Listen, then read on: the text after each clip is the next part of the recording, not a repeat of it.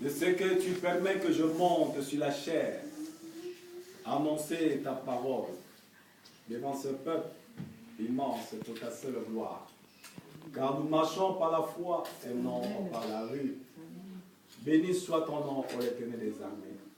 Pour ce moment, ô Père, ces quelques instants, merci Seigneur pour la parole que tu viens de m'accorder et que j'ouvre ma bouche, ô Père éternel, que tu la remplisses, afin que tu parles, Seigneur, à ce peuple et qui est ton peuple. Béni soit ton nom, cher Saint-Esprit, élève encore le nom de Jésus et de Nazareth pour ce matin. Loué soit ton nom, l'Éternel des armées, et que toute pensée captive soit ramenée à l'obéissance de ta parole. Je m'abandonne en tes mains, ô l'Éternel des armées, pendant encore ce moment. Parce que sans toi, je ne peux rien faire. Sans toi, nous ne pouvons rien faire. Toi, tu sais comment tu nous guides, tu sais comment nous conduis, tu sais là où tu nous amènes. Béni soit ton nom, l'Éternel des armées. J'ai ainsi prié dans le nom de Jésus de Nazareth, ton Fils unique. Amen. Amen. Amen. Amen. Gloire à Dieu. Sans plus tarder, nous allons voir dans le livre des Exodes.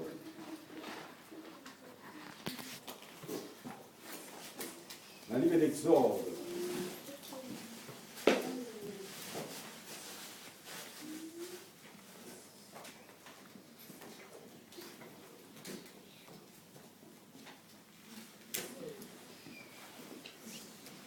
Exode chapitre 14.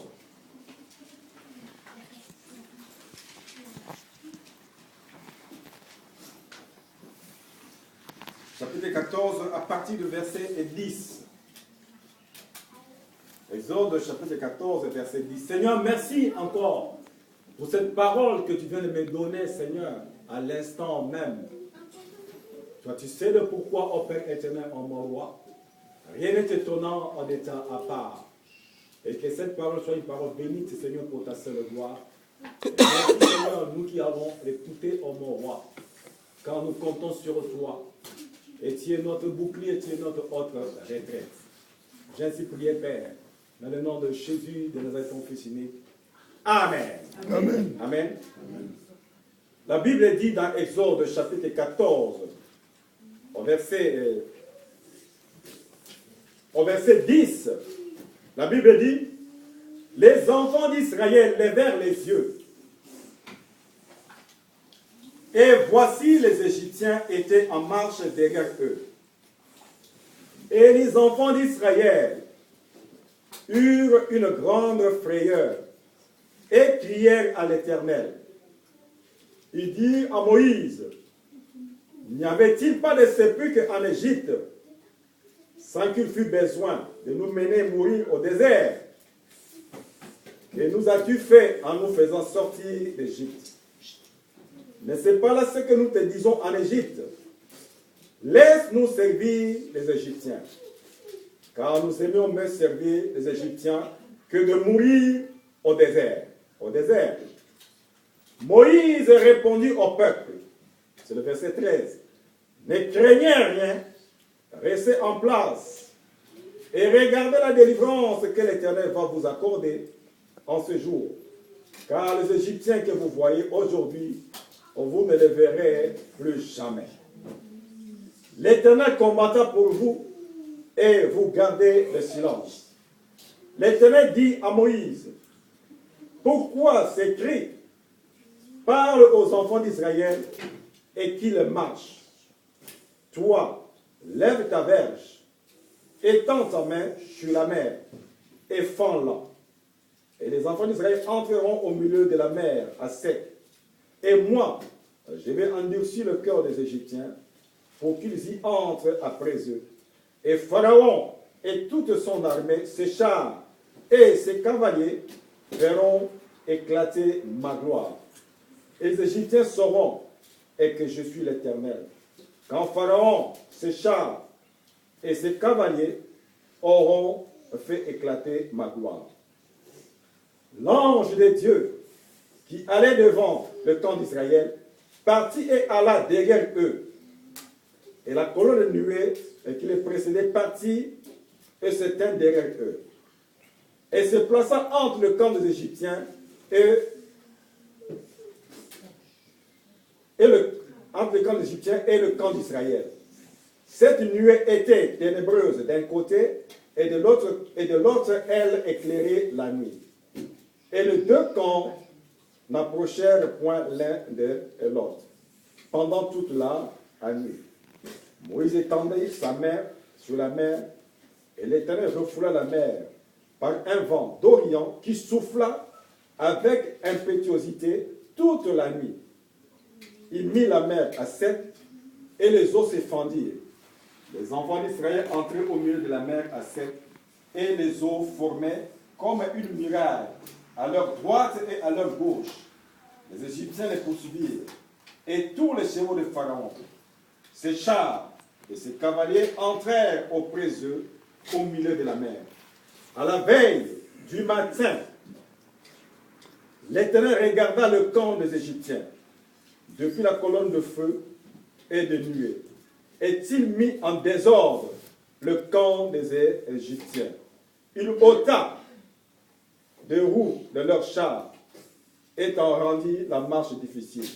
Les Égyptiens dirent: alors, fuyons devant Israël, car l'Éternel combat pour lui contre les Égyptiens. Alléluia. Amen. L'Éternel dit à Moïse: étends ta main sur la mer, et les eaux reviendront sur les Égyptiens, sur leurs chars et sur leurs cavaliers.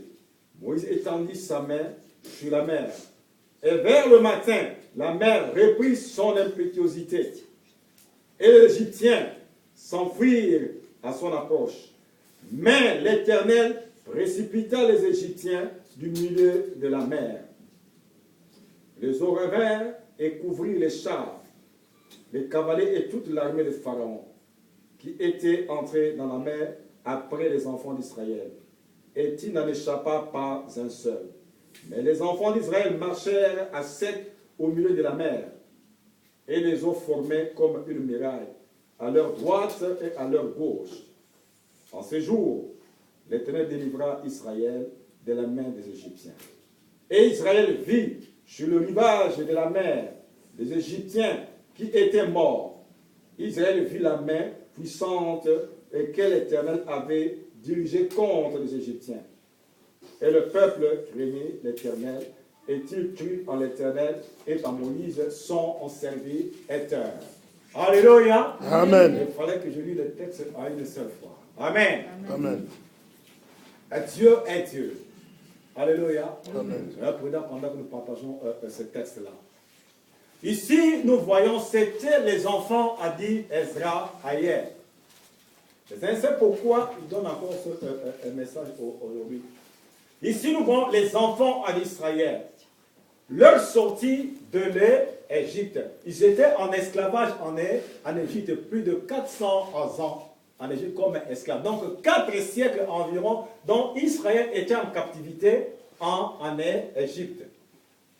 Mais à un moment arrivé, Dieu avait entendu leurs cris, il les a fait sortir. Et parce qu'ils souffraient beaucoup, à un moment, on leur commandait à faire des briques sans les pailles.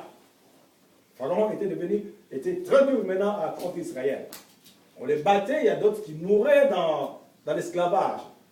Et si peut-être un jour, si Dieu le permet, et que tu ailles en Égypte, tu verras ce que les enfants d'Israël ont fait. Comment est-ce qu'ils ont construit les pyramides. Vous allez voir, c'est gigantesque. Mais vraiment pour le faire, je crois que c'est le Dieu qui était avec eux. Parce que comme ça, humainement, impossible. À cette époque-là, il n'y avait pas de machines. Comme maintenant, c'est perfectionné, et pour monter toutes ces grosses pierres-là, moi je me disais, mais quand je vis ça, mais comment est-ce qu'ils sont arrivés jusqu'au sommet là-bas? Parce qu'il y en a 3. Il y en a 3. Il y en a 2 en face là, comme ça là, un peu moyen. Mais celle du milieu là, non. Tu ne peux pas supporter. Mais tu regardes ça comme ça. Mais comment ils sont montés jusque là-bas? Comment est-ce qu'ils menaient ces grosses pierres-là arriver jusque là-bas? Mais quand bien qu'ils étaient esclaves, Dieu était avec eux. Alléluia. Dieu était avec eux. Dieu ne les a pas abandonnés. Bien que dans cette situation-là. Mais à un moment arrivé, il fallait qu'Israël puisse sortir.